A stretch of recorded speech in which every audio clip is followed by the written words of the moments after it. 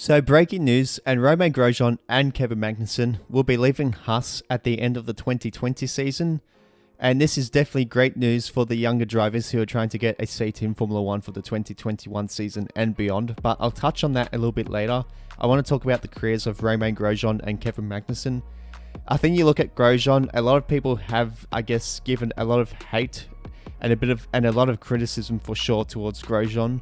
Some of it, it's fair enough. Definitely not the hate. No one should be hating on anyone to begin with, but criticism is fair, obviously.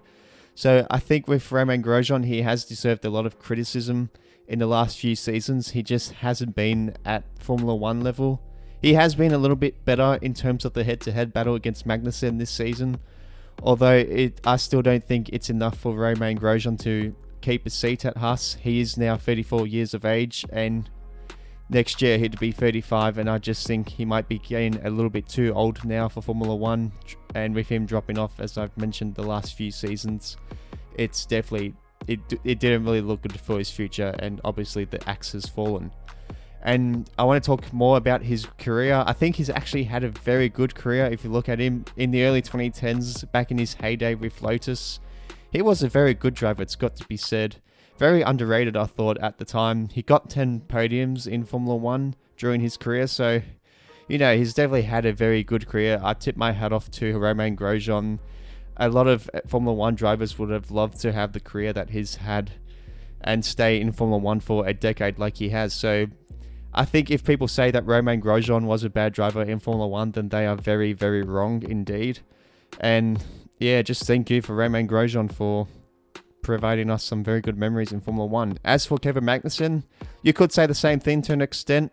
Came into Formula 1 at 2014 with McLaren, got a second place on his debut for McLaren, but never got another podium since. But that doesn't mean that he hasn't had a bad Formula 1 career. I think he's been very solid for the most part of his career. Again, it doesn't help when you're in a pretty poor car like Haas, so that does definitely make things a lot more difficult for the two drivers. But it is what it is, you know. It's Formula 1 is a very cutthroat industry. If you don't get results, unfortunately, things like this can happen. And it looks like Magnussen probably won't be trying to get another seat in Formula 1 next season. There have been rumours going around that he would like to try and win races in whichever category of racing he joins in the future. In terms of Grosjean, I haven't really read too much in terms of what he wants to do after Formula 1. He might be in a similar boat where he just wants to start winning a lot of races again. And yeah, so that's basically what I think about those two. I think they both have had very decent careers, particularly Grosjean, 10 podiums. Not many Formula 1 drivers can say that. So I just think the criticism for Grosjean only a tad far-fetched. But I think that Romain Grosjean has definitely had a very good career for sure. And I hope that both Romain Grosjean and Kevin Magnussen have a great racing career post Formula 1. So now we're going to talk about who's going to fill these two Haas seats. Well, it could be any four drivers really. Look at Mick Schumacher, obviously, Nikita Mazepin, Callum Ilott, Robert Schwartzman. Those are probably the four that are vying for these two seats. I have a feeling that Mick Schumacher will probably go to Alfa Romeo. That's just me guessing. But there has been strong links between Mick Schumacher and Haas as well, so be very interesting to see where he ends up. But if I had to predict, I think Mick Schumacher will end up at Haas. At Alfa Romeo, sorry. So we know with Nikita Mazepin, he brings a lot of money to the table, and Haas have said that they want to have a pay driver for the 2021 season in previous reports. So I'm going to tip Nikita Mazepin to get one of those seats for Haas in 2021. In terms of the second seat, it will probably come down to either Callum Ilott or Robert Schwartzman. Both are very good drivers. I don't think you can go wrong if you were to choose one over the other.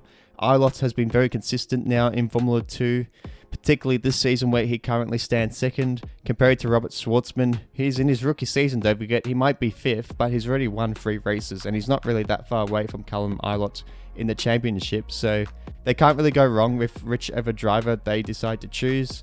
But looking at outside options rather than young drivers, they could go with Sergio Perez perhaps. He brings in a lot of experience, was very harshly booted out of Aston Martin, or rather Racing Point currently, but it will become Aston Martin in 2021. Can Nico Hülkenberg come back? Maybe, but I don't think Hülkenberg will be going to Haas personally.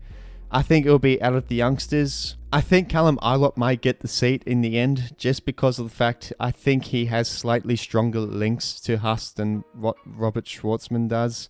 And don't forget, Schwartzman is still in his rookie season, so they might look for him to develop a little bit more in Formula 2 before bringing him up to Formula 1 level. So I think Ilott will probably get that second seat. So there you go.